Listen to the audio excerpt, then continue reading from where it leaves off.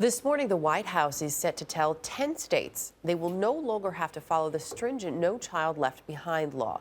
The law is designed to help poor and minority students. It requires all students be proficient in reading and math by 2014. States that receive a waiver must have another plan to help students reach that goal. In Syria this morning, government troops bombarded the rebellious city of Homs again. Activists say a week of attacks have killed hundreds of civilians. On Wednesday, the UN Secretary General accused Syria's government of appalling brutality. Foreign correspondent Clarissa Ward is on the front lines in Syria as rebels and their communities face the physical and the emotional toll of war. This is a battle being fought by farmers and workers very close to home. Just outside of the city, fighters moved in on a checkpoint set up by the Syrian army to choke off rebel traffic. The attack began. First one, then many opened fire. The enemy remained hidden from view. "You are surrounded," the rebel leader called out to the Syrian soldiers. "Defect and join us." But there was no surrender, and the battle raged on. Many of the fighters were young and inexperienced, like Fuad Hashan, a 23-year-old mechanic.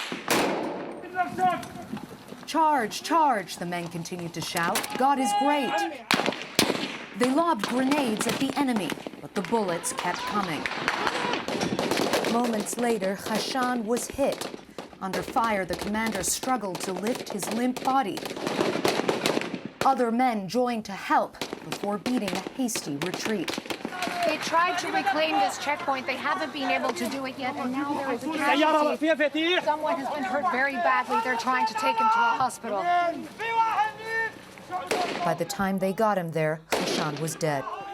At the hospital, body after body was hurried up the stairs, the men weeping for their fallen brothers. "The honor of the Arabs is dead," this man said, and cursed President Assad. Crowds chanting "the dead were carried home," where the women waited, wailing. "We will take revenge on you, Assad. We will kill you," this woman cried.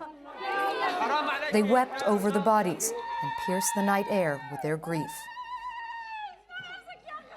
You can hear the chanting now. That is mourners reciting verses from the Quran. They will be doing that throughout the night. 4 people were killed in the fighting, and it's important to remember that this is a small city and a small community. Every person living on this street was either a relative of or grew up with one of the men who died. And what this really illustrates is that this is not just a community, but an entire country that is truly being devastated by this war. For CBS This Morning, Clarissa Ward, Syria.